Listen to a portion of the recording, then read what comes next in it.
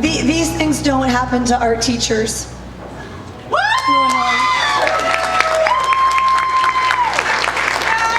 And I can say with confidence, I've never been so proud to be an art teacher in my entire life than this moment.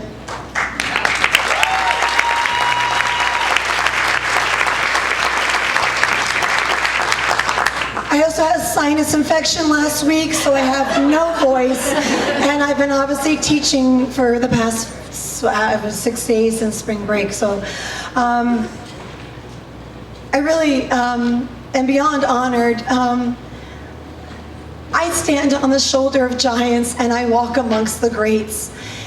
At every point in my educational journey and my educational career, there has been somebody there, some giant who has lifted me up and saw something in me that I never saw or believed in, and brought me to this moment now. And I have a lot of thank you cards to write as a result of that. Oh my God, my family's watching at home.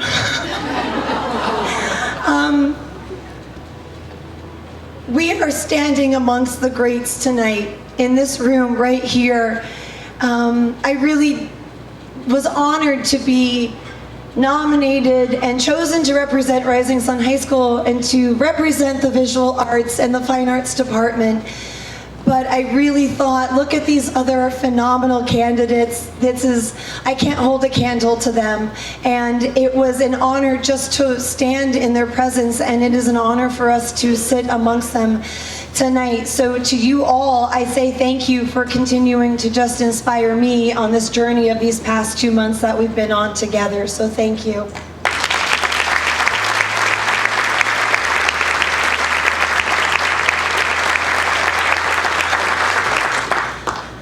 When I first started my educational career in New Jersey, I graduated from college and I returned home to the county and the area that I came from, and I had a fantastic career, and I had a fabulous second floor classroom that looked over all of the athletic fields of the school, and beautiful northern light. For my art teachers, you know that's a really big thing.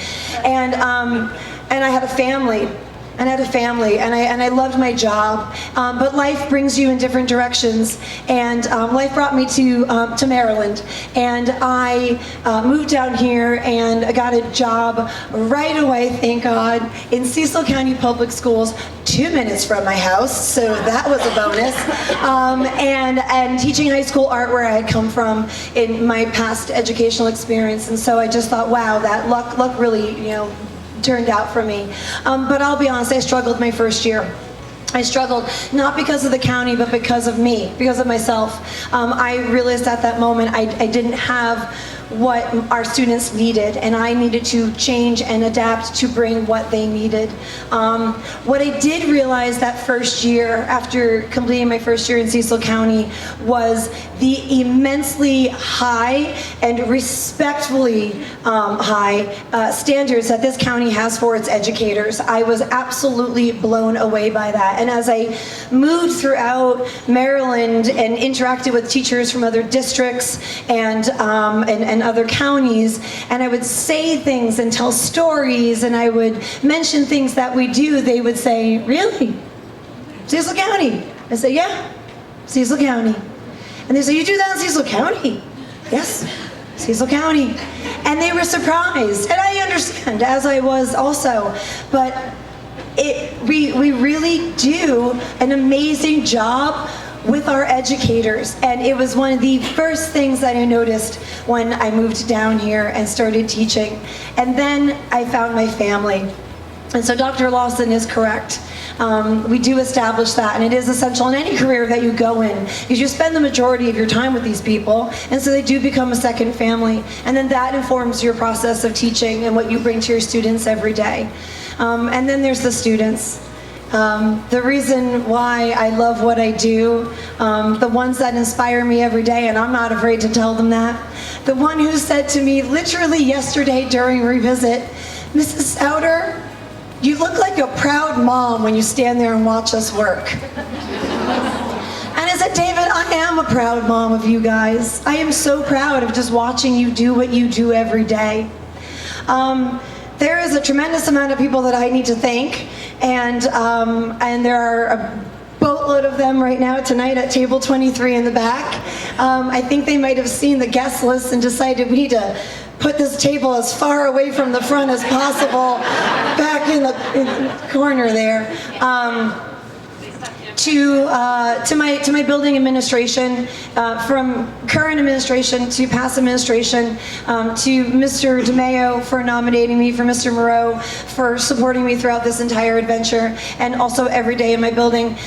Thank you for never saying no. Thank you for always saying yes to every crazy request that I have, for everything that I bring to your doors and your tables and say, hey, I'm gonna bring a whole bunch of students to New York City. It'll be fine. Just say yes and sign here.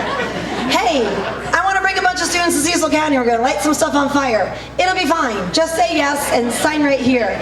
So we may be running out of glaze, but that's because we're just making so much. It'll be fine. Just say yes. Could you sign right here? And they always say yes. And I hope that all the teachers in this building have the same experience that I have, that you believe in us, you believe in the project-based electives, that you believe in what our students do and what we bring to our students' lives every day and every year.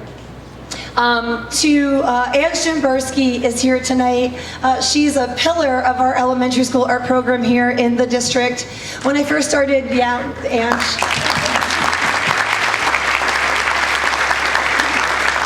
When I first started in Cecil County, after that first year, I told you I struggled. And then I met Ann Shimbersky, and I was told that I was co-teaching at UCSCA art camp with this woman who wears these really large flowers in her hair, and we met at a Dunkin' Donuts.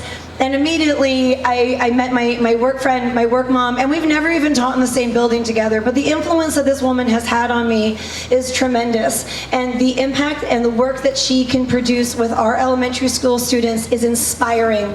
And I will sit there and I will open up artwork at our all-county art show, and I will pull out work from elementary school students and think, what middle schooler made this? And then I will see that it's from a kindergartner, and it was Ann Shimbersky's name on it, because she's that phenomenal as an educator. So thank you for being so supportive of me. Thank you for just filling this void in my life and for helping me with my journey. Kevin Hoffman, my work husband and my sometimes work son, depending on who we need to talk down off a cliff. Thank you for keeping me informed. Thank you for our lunch conversations. Thank you for giving me different perspectives and seeing things from multiple avenues, and just constantly always getting me to laugh and just to relax, obviously. My Aunt Dot is here. She introduced me to art therapy, which started off my path in our education. When I was in high school and thinking I might want to study art and not sure if that was really something I wanted to study. As a solo career, she introduced me to the idea of art therapy, and that in turn introduced me to art education.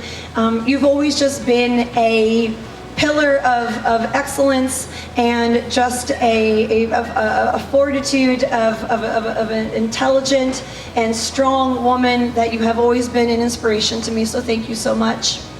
To my husband, who is the best tech ed teacher in Harford County, I just want to let you know. Your constant support of me, of each other on a daily basis is the thing that gets me through even when I may not sound like I want it. When I bring him questions or problems, he comes back with 20 answers or solutions, when really I just wanted silence, maybe.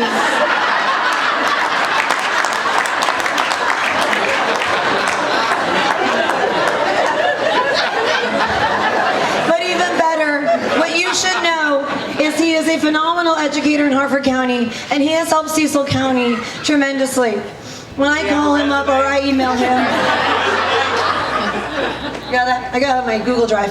When I can email him and say that one of my pottery wheels is broken and it's this one, and he within 5 minutes has that part found online, has provided me with the link, and then within 20 minutes of getting home, he has one of our pottery wheels from our own collection in our studio fixed and in the back of my car so it can be at our school tomorrow for our students. That is dedication not just to your only students, to your students, but to our students. And so your impact on Hartford County is felt over here in Cecil as well, and we should all be grateful for you.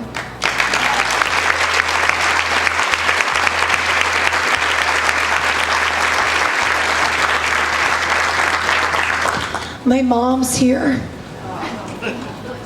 My mom drove down I-95 on her 73rd birthday yesterday to be here, and if anybody can think about that, that's not something you want to do on your 73rd birthday.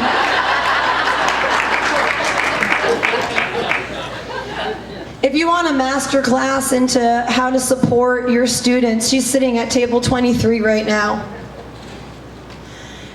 How many of you in here are parents? So yes, so to you, I say thank you. I have 2 small children at home, and so I'm just starting to get into the understanding of the balance with supporting your children between knowing when to say yes and frankly when you need to say no. And trust me, I heard no plenty in my life growing up with my parents, and rightfully so. But my mother always knew the right time to say yes. She always knew the right time to support me when I needed it, because you never know when it could lead to something in life, to your passion, to your career, to being Teacher of the Year. Mom, I need to borrow the car because I need to buy a giant canvas of Pearl paint. It'll be fine. I'm sure she probably rolled her eyes, took a deep breath before turning around and saying yes. Mom, my sculpture's too big to go to the art show. The teacher says we need Dad's truck to get it over there. I'm sure. Roll your eyes, take a deep breath. Oh, okay, yeah, sounds good. Mom, my art teacher's taking a field trip to Paris. Can I go? Rolls your eyes, take a deep breath. She turns around and says yes. Mom, my art teacher's taking a field trip to Italy. Can I go on that one too? She takes a deep breath, turns around and says yes. Mom, I want to go to college to study art. Out of state, at Penn State. She rolls her eyes probably, takes a deep breath and turns around and says yes.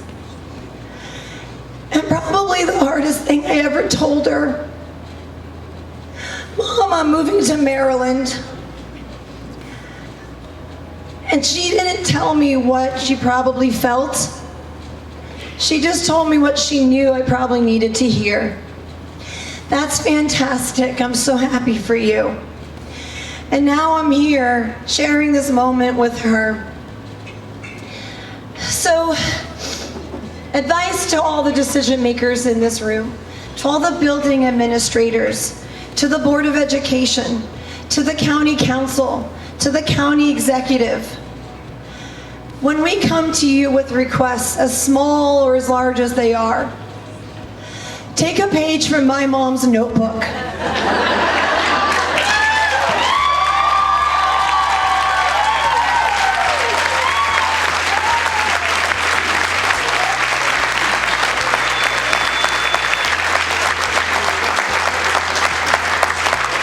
Go ahead, roll your eyes, take a deep breath, but turn around and don't say no. Say yes, because saying yes to us is saying yes to our students, to our citizens, to our community, and to Cecil County. And then stand back, hold our coffee, and watch what we can do.